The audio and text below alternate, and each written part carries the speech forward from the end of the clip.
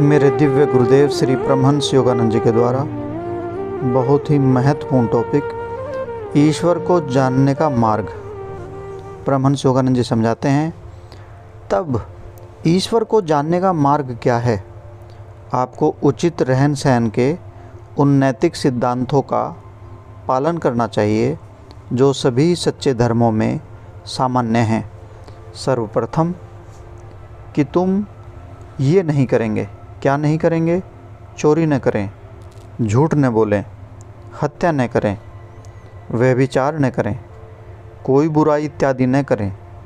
प्रत्येक नियम का एक उद्देश्य है और आपको नैतिक नियमों के पीछे के कारण को समझना चाहिए। उदाहरण के लिए, यदि आप यौन के दास हैं और इसकी शक्ति का दुरुपयोग करते हैं तथा उसके दिव्य उद्देश्य संतान उत्पत्ति को भूल जाते हैं तो आप ऊर्जा को खो देंगे और अपनी शारीरिक व मानसिक स्वास्थ्य नष्ट कर लेंगे। दूसरा, सकारात्मक नियमों का पालन करें, जैसे दयालु बने, निष्ठावान रहें, सच्चे बने, अपने साथियों से प्रेम करें, अंतर्निरीक्षण तथा आत्मनियंत्रण का अभ्यास करें। परंतु स्वयं में पहले दो चरण ईश्वर को जानने के लिए पर्याप्त नहीं हैं। जीवन जीने का सही ढंग अपनाने के पश्चात आपको शरीर एवं मन को शांत करना अवश्य सीखना चाहिए तथा यह ठीक आसन बैठने का विधान के साथ आरंभ होता है। सदैव सीधे मेरुदंड के साथ बैठें, अपनी कमर को सीधी रखें। यह विशेष रूप से ध्यान के लिए आवश्यक है।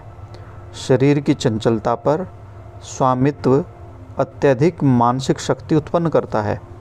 और चौथा चरण है शरीर से जीवन शक्ति को बंद करना, ताकि ईश्वर पर आंतरिक चिंतन के लिए एकाग्रता को मुक्त किया जा सके।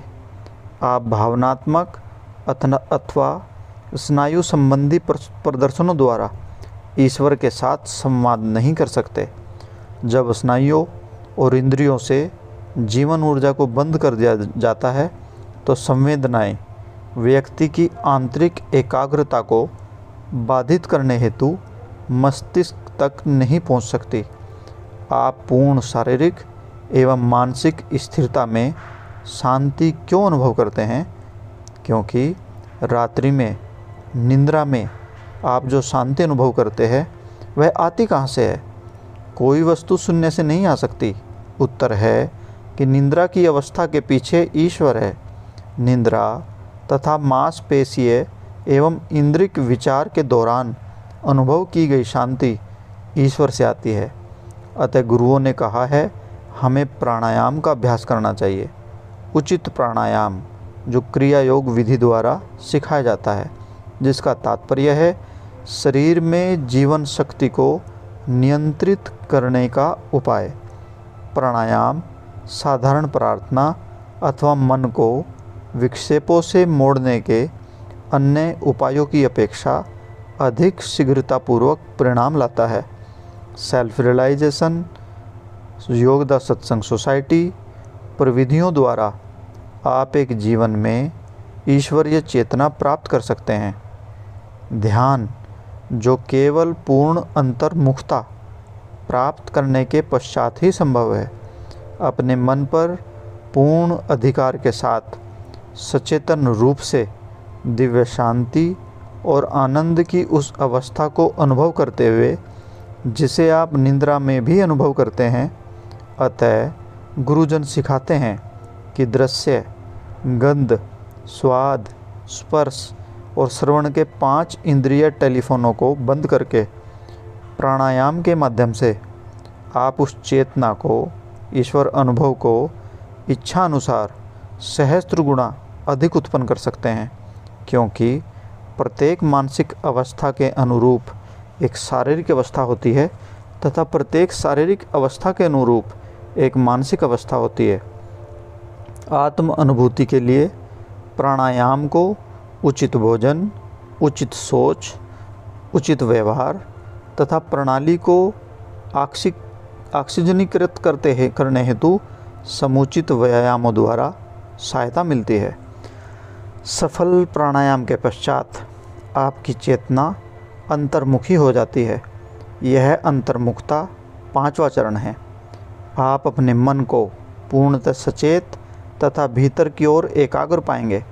गहन एकाग्रता एवं ध्यान में दिव्य शांति एवं ईश्वर की उपस्थिति का आनंद लेने को तत्पर 6ठा एवं 7वां चरण। इस प्रकार जब आप विचलित करने वाली संवेदनाओं को बंद करने में सक्षम हो जाते हैं तो आप ईश्वर की वेदी पर होंगे, ईश्वर के सिंहासन पर होंगे। परीक्षण का प्रयोग करें और देखें। एक भक्त चाहे जिस मार्ग का अनुसरण करे, अंतोगत्वा आखिर में उसे वापस ईश्वर की ओर मार्ग इन उत्तरोत्तर चरणों द्वारा पुनः खोजना होगा। मैं किसी भी वस्तु पर जिसे मैं चुन लूँ, अपना मन पूर्णतः एकाग्र रख सकता हूँ। जब आप इच्छानुसार अशांत विचारों को बंद कर देते हैं तथा ध्यान को पूर्णतः ईश्वर पर रखते हैं तो वह दिव्य समागम का वास्तविक आरंभ है। जब तक आप वैसा करने में समर्थ नहीं होते, आप ईश्वर तक नहीं पहुंच सकते। वे जो ईश्वर से प्रेम करते हैं सदैव उनके विषय में सोचते रहते हैं। यदि आप उन्हें पर्याप्त गहराई से प्रेम करते हैं तो आपको संसार से दूर नहीं भागना पड़ता। आप किसी भी उत्तरदायित्व को पूरा कर सकते हैं और फिर भी उनके विषय में चिंतन कर सकते हैं। ठीक जैसे पियानो बजाने वाला सदैव संगीत के विषय में सोचता है, वैसे ही ईश्वर का प्रेमी सदैव उन्हीं के विषय में सोचता रहता है। एक दिव्य आनंद मस्तिष्क, हृदय और आत्मा को पोषित करता है। वह आनंद ईश्वर है, नित्य नवीन आनंद। मुझे याद है जब गुरुजी स्वामी श्री युक्तेश्वर जी ने मुझे कहा था, यदि सारा संसार भी तुम्हें दे दिया जाए तो तुम इससे ऊब जाओगे। कोई शक्ति अथवा चमत्कार उस आनंद के साथ तुलना नहीं कर सकता जो स्वयं ईश्वर है। यही वह चिरस्थायी प्रसन्नता है जिसे प्रत्येक व्यक्ति खोज रहा है। ईश्वर अनंत तक नित्य नवीन आनंद है। यदि आपके पास वह आनंद है तो यह कदापि नीरस नहीं होगा। उस दिन से उस आनंद ने मुझे कभी नहीं छोड़ा। चाहे परिस्थितियाँ मुझ पर अत्यंत दुखी या सुख बनाएं, चाहे मैं हंस रहा हूँ अथवा रो रहा हूँ, ईश्वर के आनंद की शांत सरिता मेरे विचारों तथा जीवन के सभी अनुभवों के रेत के नीचे निरंतर बहती रहती है। मैं इसके विषय में बात नहीं करता, मैं इसे अनुभव करता हूँ। जब मैं भीतर आनंद की उस परम शांत सरिता के दर्शन करता हूँ तो समस्त ब्रह्मांड के लिए कोई आकर्षण नहीं रहता और मैं संतुष्ट हूँ। भारत में ये सत्य सिद्ध किए जा चुके हैं। ईश्वर के विषय में महान गुरुओं द्वारा इतनी अधिक वार्ता नहीं की गई है जितना उन्हें सिद्ध किया गया है। आपको अवश्य वैसा ही करना चाहिए। मैं कह सकता हूँ, हे ईश्वर, हे ईश्वर, हे ईश्वर, और समाधि की अवस्था में जा सकता हूँ। मैं उस आनंद में ध्यान द्वारा और सुंदर दृश्य को देखकर अथवा किसी ऐसे व्यक्ति की ओर देखकर जिसकी मुखाकृति ईश्वर की उपस्थिति के साथ दमकती है, मैं समाधि में प्रवेश कर सकता हूँ। जब आप उन चरणों पर स्वामित्व प्राप्त कर लेते हैं, उन चरणों पर, उन स्टेप्स पर स्वामित्व, मास्टरी प्राप्त कर लेते हैं जिनके द्वारा आप सर्वोच्च निर्विकल्प समाधि की अवस्था में पहुँचते हैं, तो आप इसकी ओर इच्छानुसार किसी भी ढंग से लौट सकते हैं। इन सच्चाइयों को अपने ध्यान में परखें, परंतु स्वयं को धोखा न दें। अनेक लोग अहंकार द्वारा पकड़ लिए जाते हैं और सोचते हैं कि वे पहले से ही ईश्वर के साथ एक हैं, परंतु उन्हें मैं कहता हूँ, यदि तुम अपना हाथ तोड़ देते हैं तो क्या तुम इसे तुरंत ठीक कर सकते हैं, जैसा बहुत सारे संतों ने किया है? यदि तुम वैसा नहीं कर सकते तो मत सोचो कि तुमने ईश्वर के साथ ईश्वरीय एकत्व की अवस्था प्राप्त कर ली है। तुम्हें अभी भी इसके द्वारा अवश्य परिश्रम करना चाहिए। अपने भक्तों को ईश्वर कभी कभी स्वयं को एक महान प्रकाश के रूप में प्रकट करते हैं, अथवा ओम की ब्रह्मांडीय ध्वनि के रूप में, अथवा असीम आनंद या प्रेम अथवा बुद्धिमत्ता के रूप में। उनका प्रकाश पंखों की तरह अनंतता में फैलता हुआ ऐसा प्रकाश कि कभी कभी मैं इस पृथ्वी को इसमें एक स्वप्न की भांति देखता हूँ। यह संसार एक स्वप्न है। ईश्वर प्रज्ञावान, रचनात्मक, स्पंदनकारी ओम की ध्वनि है जिसे भक्तगण सुनते हैं।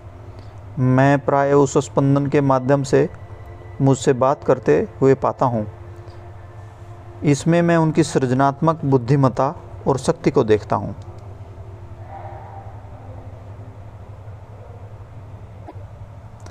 ईश्वर प्रेम है। जब आप सबके लिए अशर्त प्रेम अनुभव करते हैं तो वह ईश्वर है।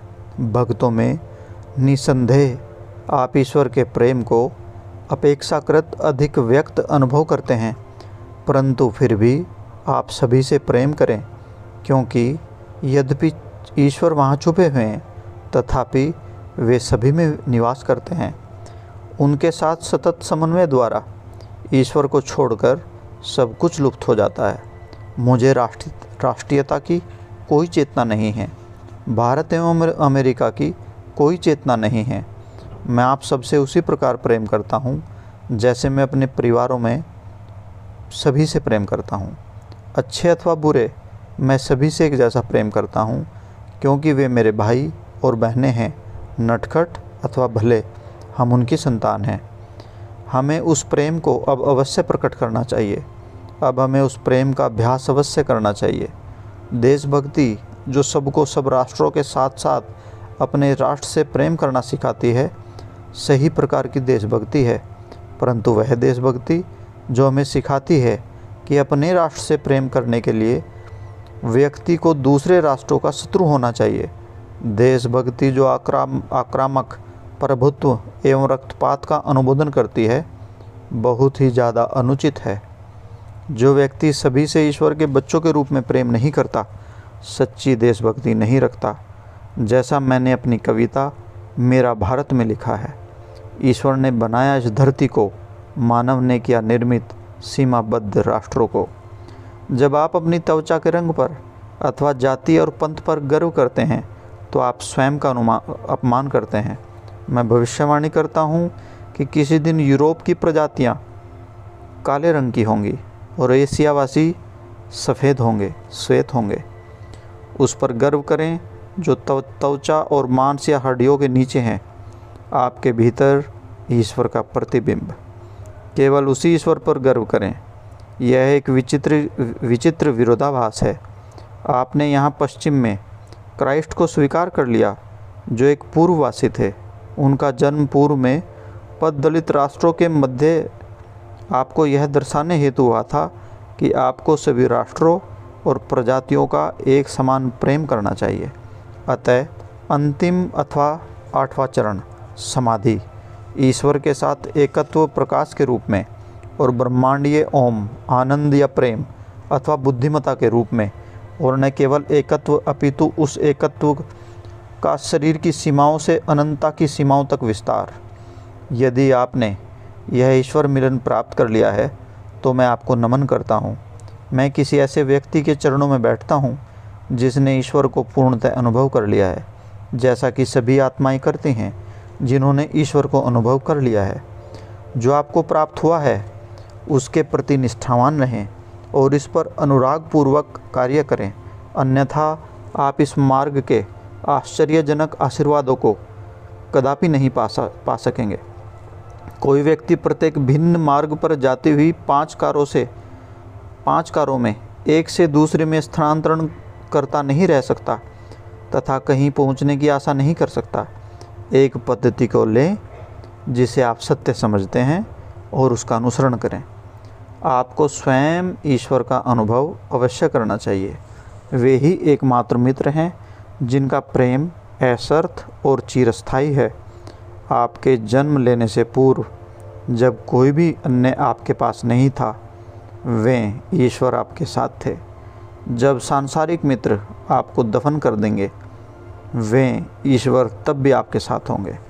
प्रत्येक रात्रि जब आप ध्यान के लिए बैठते हैं तो ईश्वर से बिना रुके प्रार्थना करें। अपनी ललक से शांति को चीर दें। ईश्वर के प्रति वैसे रोएं जैसे आप अपनी माता और पिता के प्रति रोते हैं, और ईश्वर से कहें, आप कहाँ हैं?